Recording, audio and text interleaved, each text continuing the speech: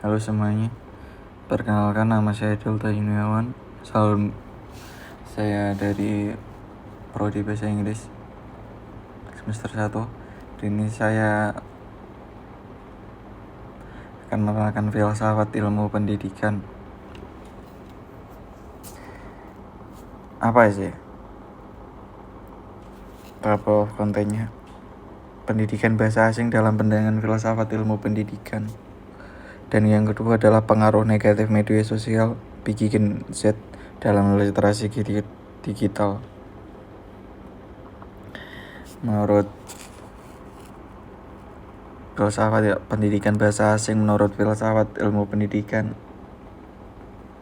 aspek-aspeknya pendidikan bahasa asing dalam konteks filsafat ilmu pendidikan melibatkan pemahaman mendalam tentang bagaimana bahasa asing dapat berperan dalam pengembangan individu dan masyarakat.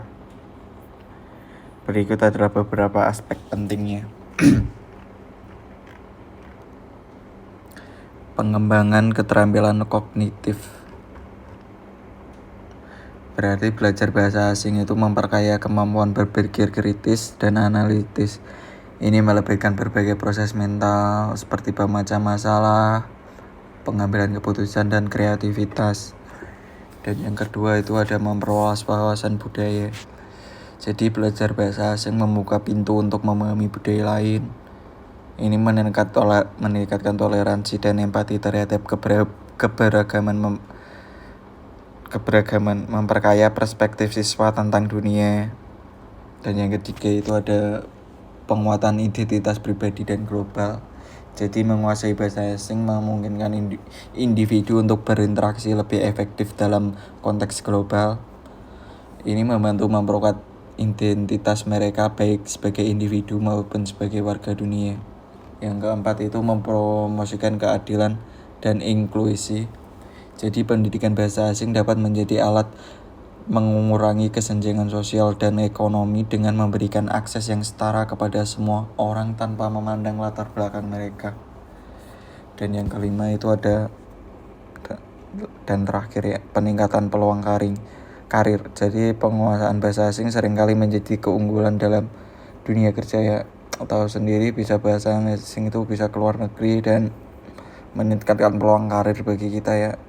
Ini membuka peluang berbagai bidang profesional dan meningkatkan mobilitas karir ya. Dan selanjutnya perspektif filsafat dalam ilmu pendidikannya ya. Pendidikan bahasa asing dalam perspektif filsafat ilmu pendidikan berfokus pada pengembangan kemampuan individu untuk berkomunikasi dalam bahasa lain serta memahami nilai-nilai budaya dan sosial dari bahasa tersebut, seperti konstruktivisme. Itu berarti pembelajaran bahasa asing sebagai proses konstruktif di mana siswa membangun pemahaman mereka melalui interaksi dengan lingkungan dan konteks sosial.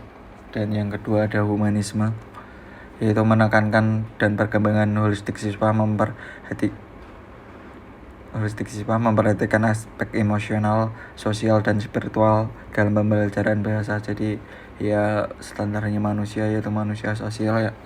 Dan yang ketiga itu ada pragmatisme, yaitu memandang pembelajaran bahasa sebagai alat praktis yang dapat diterapkan dalam kehidupan sehari-hari, meningkatkan keterampilan komunikasi dan mobilitas global.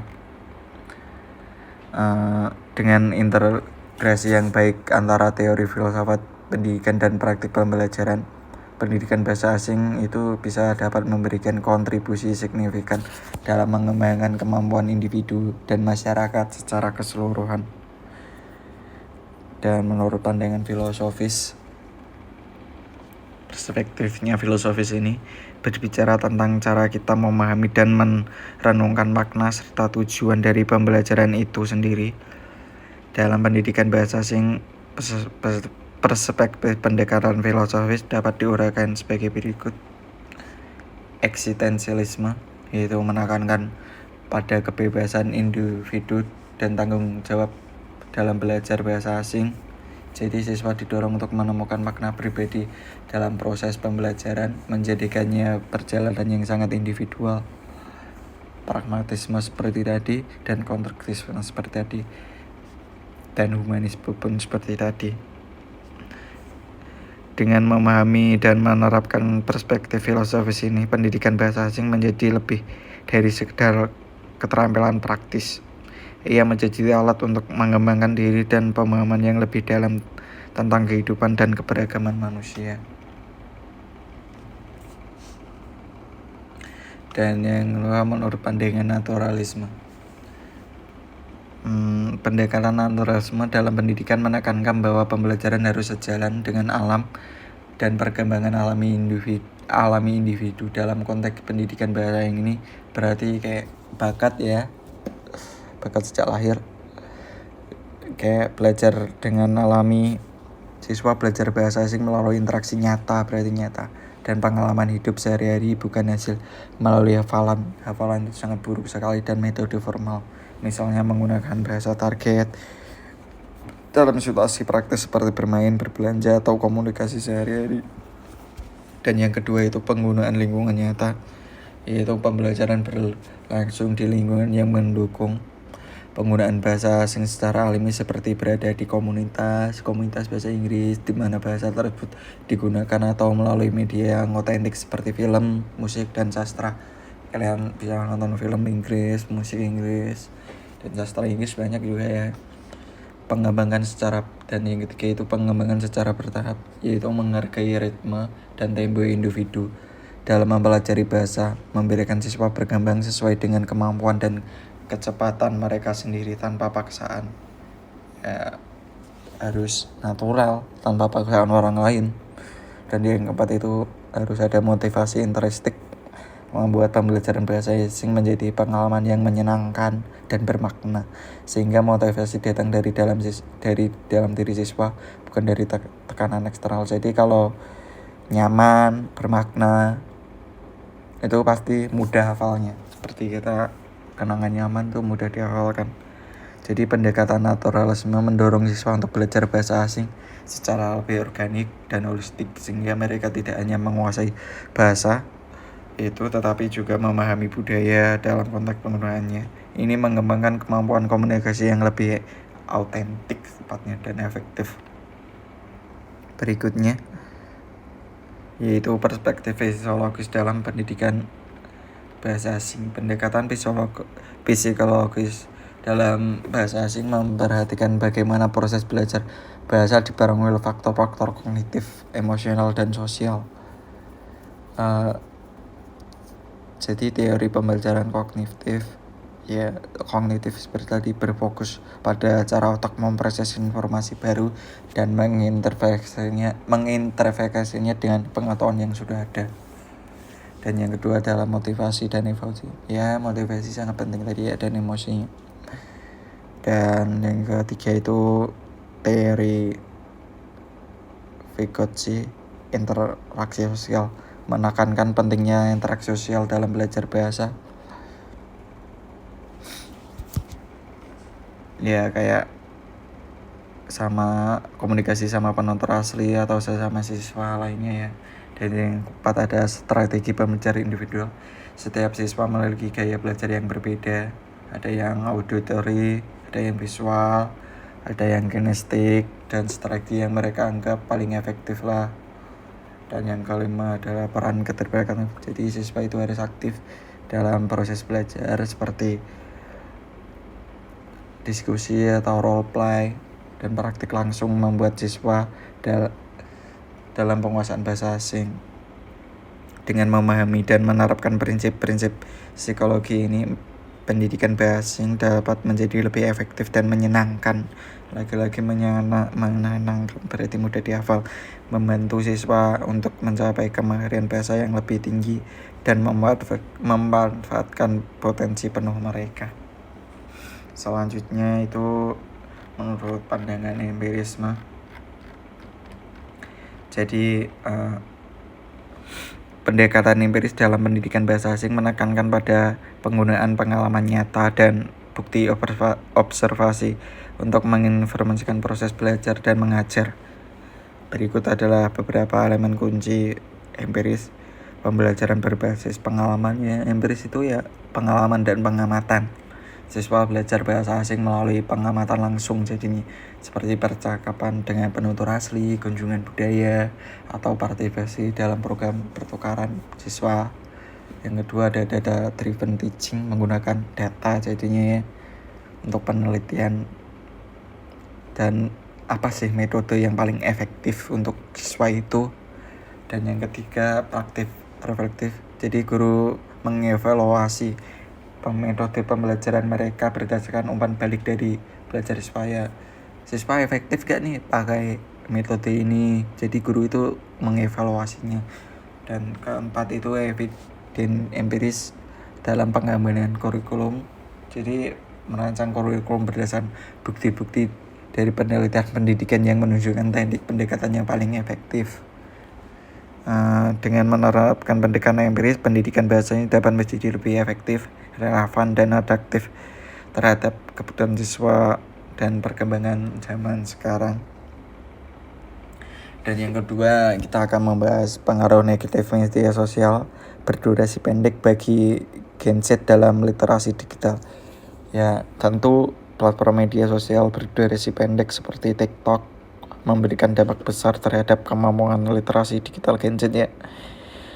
Ya, gimana ya, penggunaan konten singkat yang cepat dikonsumsi seringkali mengurangi waktu dan perhatian yang dihabiskan untuk konten yang lebih mendalam dan informatif.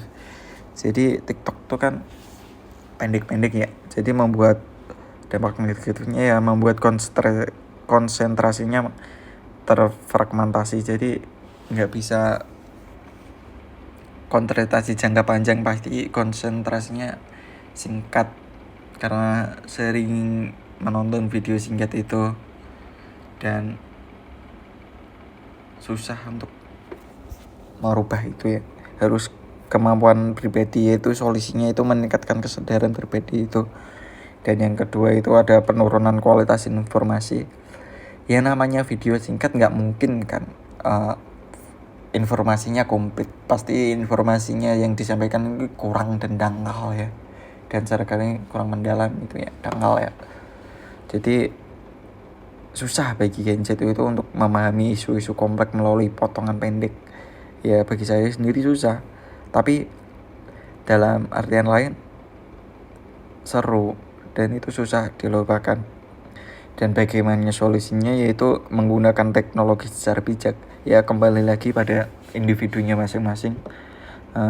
Jadi harus bijak menggunakan platform media itu ya, ada batasannya. Ya seperti jijinya harusnya TikTok itu dibatasi kalau udah batas waktu tertentu. Tapi ini ngomongin filsafat ya. Dan yang ketiga itu kurangnya kemampuan analisis. Jadi analisis Gen Z sekarang itu agak susah ya. Ya karena sering terbiasa dengan video singkat, sehingga kayak ini nggak bisa berpikir kritis. Tapi rata-rata Gen Z berpikir kritis karena sekarang TikTok pun juga ada yang video-video tentang psikolog dan lain-lain, itu bisa mengevaluasi, bisa berpikir kritis lah ya. Tapi kan itu kembali kepada individunya, apakah dia menyaring konten yang dia tonton atau tidak. Akhirnya banyak juga di video TikTok itu juga yang bagus-bagus, tapi lebih bagusnya harus video panjang sih, seperti YouTube itu bisa lah. Dan apa sih solusinya? Pembelajaran aktif. Jadi mengembangkan kebiasaan membaca dan mempelajari topik secara mendalam melalui sumber terpercaya, menggunakan pendidikan online, menyediakan kursus dan materi yang lebih mendalam. Jadi harusnya dari awal atau dari dini itu harus diajarkan membaca ya, apalagi Gen Z sekarang, apalagi Gen Alpha itu sangat susah membaca ya. Bukan susah sih, kayak malas membaca ya. Dari orang tuanya aja tidak ada tuntutannya, jadi agak susah juga. Sebagai sebagai bagian dari Gen Z sendiri penting menyadari pengaruh platform media sosial terhadap kemampuan literasi digital kita ya, dan mengambil langkah-langkah untuk menyeimbangkan dengan pendidikan yang mendalam dan bermakna. Ini bukan hanya tentang mengonsumsi konten, tapi juga tentang bagaimana kita memanfaatkan teknologi untuk perkembangan pribadi dan profesional.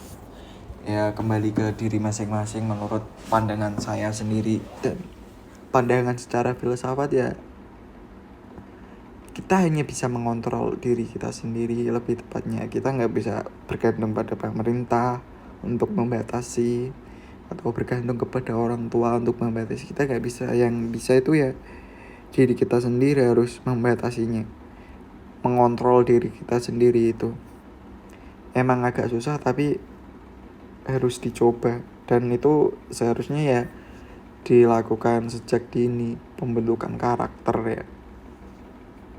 Sekian, terima kasih. Saya Delta Yuniawan. Love you so much.